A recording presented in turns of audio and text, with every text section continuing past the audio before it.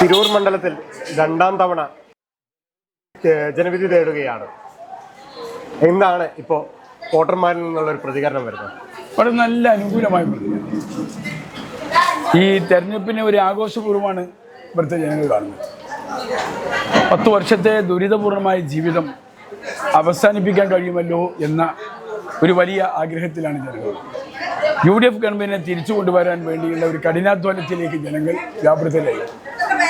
പ്രത്യേകിച്ചും എതിർ സ്ഥാനാർത്ഥി എന്ന് പറയുമ്പോൾ താനൂരിൽ നിന്ന് അവസാന നിമിഷം തിരൂരിലേക്ക് വരികയും മുൻ മന്ത്രിയും ആയ ബി അബ്ദുറഹ്മാനാണ് എതിർ സ്ഥാനാർത്ഥി. അപ്പൊ എങ്ങനെ കാണുന്നു ഈ രണ്ട് മത്സരത്തെ?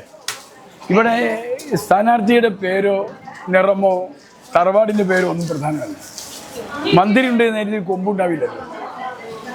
അപ്പോൾ അതുകൊണ്ട് ഞാൻ UDF പ്രതിനിധീകരിക്കുന്ന ഒരു വ്യക്തിയാണ്. അപ്പുറത്ത് എൻ്റെ ഒരു സുഹൃത്ത് LDF പ്രതിനിധീകരിക്കുന്നു. രണ്ട് വ്യക്തികളെയാണ് ജനങ്ങൾ കാണുന്നത്. ഒപ്പം ഈ വ്യക്തികളെക്കാൾ പ്രധാനം മുന്നണികളെയാണ്. 10 കൊല്ലത്തെ പിണറായി ഗവൺമെൻറ്റിൻ്റെ ദുർഭരണം, കേരളത്തിൽ ഇന്ന് വരെ ഇല്ലാത്ത ജനവിരുദ്ധ നയങ്ങളുമായിട്ട് പോകുന്ന ഒരു ഗവൺമെന്റിന്റെ പ്രതിനിധിയാണ് അപ്പുറത്ത് മത്സരിക്കുന്നത്.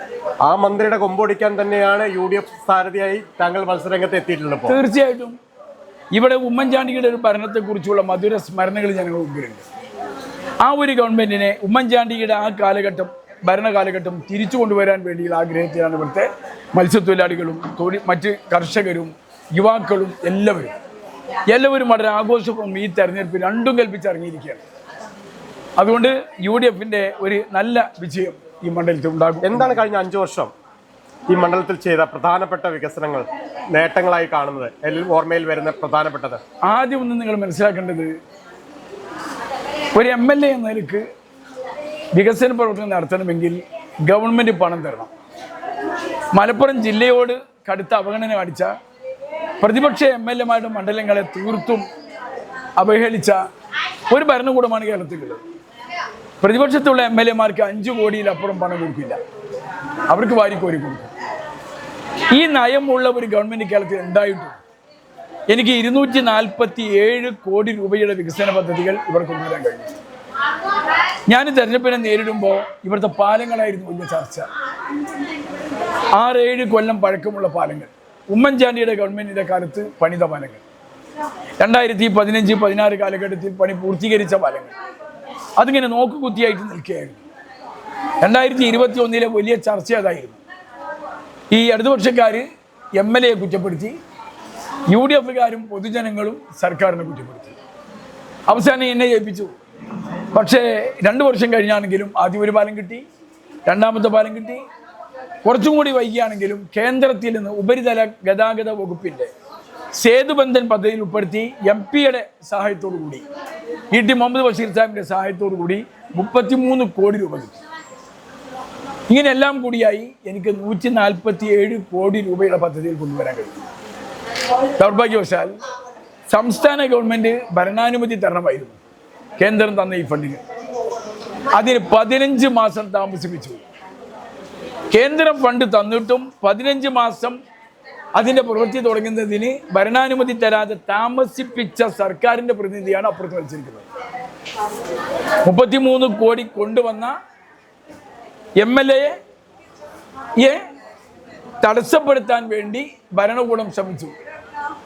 ആ ഭരണകൂടത്തിൻ്റെ പ്രതിനിധി അപ്പുറത്ത് മത്സരിക്കുന്നു, ഫണ്ട് കൊണ്ടുവന്ന പ്രതിനിധി ഇപ്പുറത്ത് മത്സരിക്കുന്നു. ഇത് ജനങ്ങൾ കാണുന്നുണ്ട്. ഇതൊക്കെ ജനം വിലയിരുത്തിയില്ലേ? ഇത്തവണ UDF അധികാരത്തിൽ വരും എന്ന ശുഭപ്രതീക്ഷയിൽ തന്നെയാണ്. ജനങ്ങളുടെ മുഖം കണ്ടില്ല? ജനങ്ങൾ വളരെ സന്തോഷത്തിലാണ്. ഈ ദുരിതം ഞങ്ങൾക്ക് മാറാൻ പോകുന്നു എന്ന പ്രതീക്ഷയിലാണ്. തീർച്ചയായിട്ടും UDF അധികാരത്തിൽ. ഇനി അത് വിജയിച്ചു വരികയാണെങ്കിൽ എന്താണ് ഈ മണ്ഡലത്തിൽ കൊണ്ടുവരാൻ പോകുന്ന പദ്ധതി ഏറ്റവും ആദ്യം മനസ്സിലുള്ളത്? എന്ന് ഇവിടെ മത്സ്യത്തൊഴിലാളികൾ പാർക്കുന്ന ഒരു പഞ്ചായത്തിൽ ഒന്ന് അവരുടെ ജീവിത സാഹചര്യത്തെ മെച്ചപ്പെടുത്തുക എന്നുള്ളതാണ് പ്രധാനം. അതിനാവശ്യമുള്ളത് ഒരു മിനി ഹാർബർ ഉൾപ്പെടെയുള്ള സംവിധാനങ്ങൾ അവിടെ വേണം. ഇവിടെ യാത്രക്ക് ദുരിതപൂർണമായ സാഹചര്യം അനുഭവിക്കുന്ന പട്ടണക്കാവ് പോലുള്ളൊരു സ്ഥലങ്ങൾ, ഇതുപോലുള്ള സ്ഥലങ്ങളിൽ ബൈപ്പാസും മറ്റ് സംവിധാനങ്ങളും കൊടുത്തുകൊണ്ട് ഈ ഗതാഗത കുരുക്ക് അവസാനിപ്പിക്കണം. ഇവിടുത്തെ ഒരു മലയാളം സർവകലാശാല ഉമ്മൻചാണ്ടി മുഖ്യമന്ത്രിയാകുമ്പോൾ അബ്ദുൾ റബ്ബ് വിദ്യാഭ്യാസ മന്ത്രിയാകുമ്പോൾ കൊണ്ടുവന്നതാണ്. ഈ ഗവൺമെൻറ് തിരിഞ്ഞു നോക്കിയില്ല എന്ന് മാത്രമല്ല, ഭൂമി വാങ്ങിയതിൽ പോലും വിവാദം നിൽക്കുകയാണ്. 1,60,000 രൂപ സെന്റിന് വെച്ച് പൈസ ഖജനാവിൽ നിന്ന് ചോർന്നിട്ടുണ്ട്. പക്ഷേ ഭൂമി ഉടമകൾ പറയുന്നത് ഞങ്ങൾക്ക് 40,000-ന് താഴെ വില കിട്ടിയിട്ടുള്ളൂ എന്നാണ്. അപ്പോൾ ബാക്കി ഈ 1,20,000 രൂപ പോയത് എവിടെയെന്ന് അന്വേഷിക്കേണ്ട ബാധ്യത ഇപ്പോഴത്തെ സർക്കാരിനാണ്. ആരും സർക്കാർ അന്വേഷിച്ചത് കാണുന്നില്ല. 20 കോടി രൂപ സർവകലാശാലയ്ക്ക് വേണ്ടി പാസ്സാക്കി കൊണ്ടുവന്നു ബിൽഡിംഗ് ഉണ്ടാക്കാൻ. പക്ഷേ ഈ ചതുപ്പ് നിലമായതുകൊണ്ട് പണിയാൻ കഴിഞ്ഞിട്ടില്ല. അതിൽ കുറേ ഭാഗങ്ങൾ മണ്ണിട്ട് നിരത്തുകയും കാര്യങ്ങളൊക്കെ ചെയ്തിട്ടില്ലേ? കുറഞ്ഞ സ്ഥലം ഈ 20 കോടിയുടെ ബിൽഡിംഗ് ഉണ്ടാക്കാൻ മാത്രം സൗകര്യമില്ല. മാത്രമല്ല ഒരു കെട്ടിടം പോരല്ലോ, ഇനിയും തുടർന്ന് കെട്ടിടങ്ങൾ വേണ്ടേ.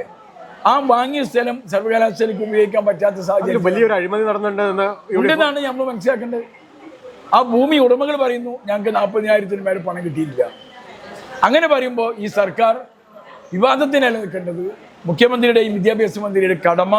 പിന്നെ ഈ പണം എവിടെ പോയി എന്ന് അന്വേഷിക്കേണ്ടത് സർക്കാരിൻ്റെ ചോദിക്കുമ്പോൾ തൊട്ടടുത്തൊരു മന്ത്രി ഉണ്ടായിരുന്നു. അവരുടെ ഇടപെടൽ കാരണമാണോ ഇങ്ങനൊരു നടപടി ഉണ്ടായിട്ടുള്ളത്? അതെനിക്കറിയില്ല. എങ്ങനെയായിരുന്നാലും സർക്കാർ ഖജനാവിൽ നിന്ന് പോയ പണം ഭൂമി ഉടമകൾക്ക് കിട്ടിയിട്ടില്ല. അതൊരു യാഥാർത്ഥ്യമാണ്. അപ്പോൾ ഇനി വിരലിലെണ്ണാവുന്ന ദിവസങ്ങൾ മാത്രമാണുള്ളത്. എന്താണ് വോട്ടർമാരോട് പറയാനുള്ളത്? 2 ദിവസം എനിക്ക് വോട്ടർമാരോട് പറയാനുള്ളത്, ഈ മണ്ഡലത്തെയും ജില്ലയെയും അവഗണിക്കുന്ന ഒരു ഭരണകൂടം കേരളത്തിലുള്ളപ്പോഴും പൊരുതി വാങ്ങിയതാണ് 247 കോടി രൂപയുടെ പദ്ധതികൾ. ഇവിടെ വലിയ വിവാദമായിരുന്ന 3 പാലങ്ങളും പ്രാവർത്തികമാക്കാൻ നമുക്ക് സാധിച്ചു. തിരൂർ നഗരത്തിലൂടെ കടന്നു പോകുന്ന 3 റോഡുകൾ വിപുലപ്പെടുത്താൻ സാധിച്ചു. അനവധി റോഡുകൾ മറ്റ് പല ഫണ്ടുകളിലായി നമുക്ക് കൊണ്ടുവന്ന് പൂർത്തീകരിക്കാൻ സാധിച്ചു. എല്ലാ ഹൈസ്കൂളുകളും നല്ല നിലവാരത്തിലേക്ക് കൊണ്ടുവരാൻ നല്ല കെട്ടിടങ്ങൾ ഉണ്ടാക്കുവാനും സാധിച്ചു. ഇതേപോലെ ഇനിയും തുടർന്ന് നമുക്ക് പ്രവർത്തികൾ ആവശ്യമാണ്.